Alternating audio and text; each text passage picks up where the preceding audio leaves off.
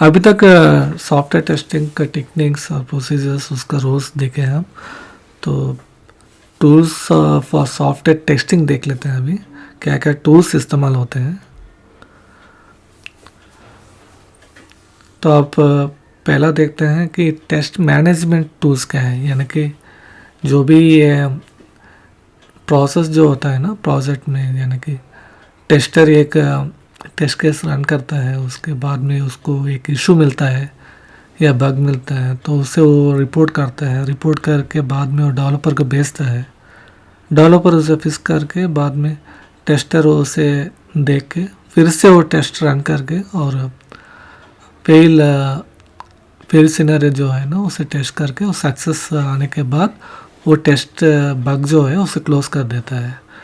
तो ये सारे रिमोट, अभी ज़्यादातर लोग रिमोट काम कर रहे हैं और भी हर एक टीम एक ही साथ नहीं बैठता है ना, तो उसकी वजह से मैनेज करना थोड़ा मुश्किल हो गया। फिर तो पहले सॉफ्टवेयर में क्या होता है कि सारा टीम टेस्टिंग और डेवलपमेंट आर्किटेक्ट मैनेजर सारे एक ही जगह बैठते थे। अभी ग्लोबली सारे डिस्ट्रीब्यूटेड है तो उसके हिसाब से ये टूल्स भी आने लगे। तो जीरा जो है ना आपको ये मदद करता है। तो जीरा में आपको अजाइल प्रोसेस काम करता है, तो ये बग ट्रैकिंग टूल बोला जा सकता है आपको।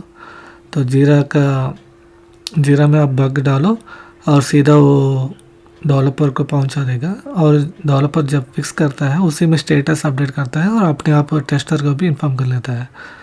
तो और एक स्प्रिंट में, यानी कि एक साइकिल में, एक बिल्ड साइकिल में कितना एरर्स आया, कितना बिल्ड फिक्स किया, ये सारे अभी ट्रैक कर सकता है। उसी तरह क्वालिटी सेंटर भी एक टूल है। तो इसी तरह ये डॉटनेट में ज़्यादा यूज़ करते हैं और जीरा जो है जावा की प्रोजेक्ट्स में ज़्यादा यूज़ करते हैं। तो ये भी टेस्ट मैनेजमेंट टूल ही है, तो ये भी यूज़ करते हैं ज़्यादातर। फंक्शनल टेस्टिंग का टूल्स क्या है मार्केट में? सो ज़्यादातर सेलेनियम यूज़ करते हैं। सेलेनियम सभी ब्राउज़र में सपोर्ट करता है, यूआई बेस्ड टेस्टिंग के लिए काम आता है। तो सेलेनियम एक ओपन सोर्स फ्रेमवर्क ही है और वेब एप्लीकेशन जो भी वेबसाइट्स होते हैं ना तो उसे ऑटोमेट करने के लिए सेलेनियम ज़्यादातर यूज़ करता है।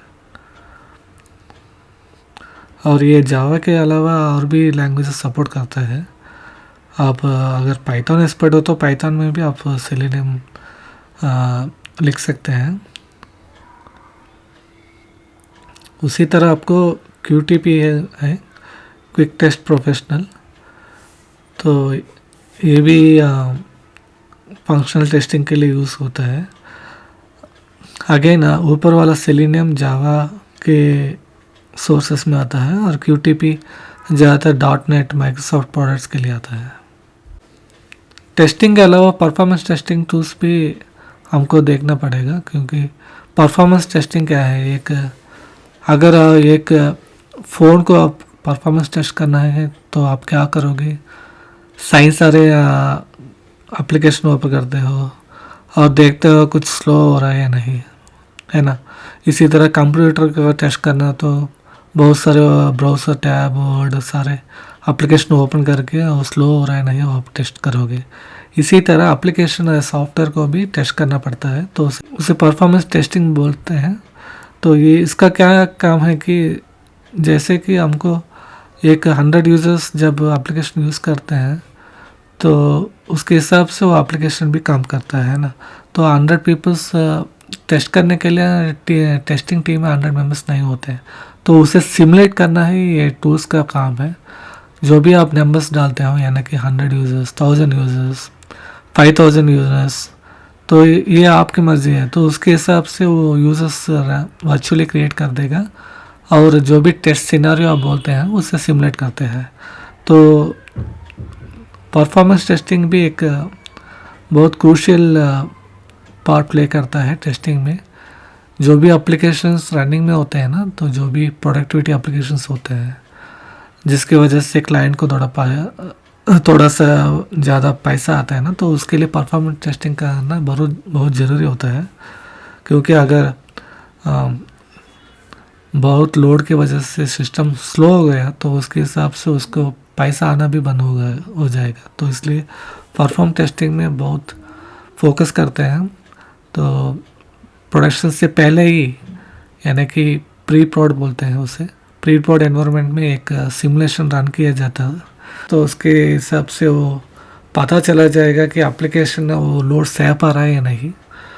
तो पहले लोड रनर आता है, तो लोड रनर और उसी के हिसाब से जे मीटर है, यानी कि वो भी ओपन सोर्स है।